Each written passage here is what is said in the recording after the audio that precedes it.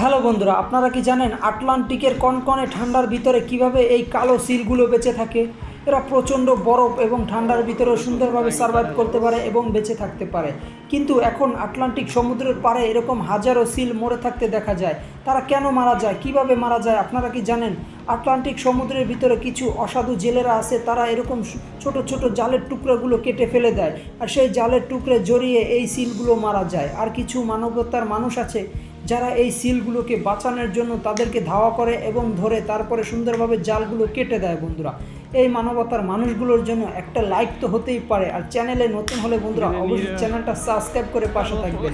এই সিলগুলো কিন্তু এখন বিলুপ্ত প্রায়, কেননা এই জালে পেঁচিয়ে তারা কিছুদিন খাবার খেতে পারে না এবং আস্তে আস্তে মারা যায় এবং শিকার করে তাদেরকে খেয়ে ফেলে। যেমন তিমি মাছ, বড় বড় ডলফিন মাছ, তারা তাদেরকে শিকার করে এবং খেয়ে ফেলে। বন্ধুরা ভালো থাকবেন, লাইক সাবস্ক্রাইব করে পাশে থাকবেন বন্ধুরা।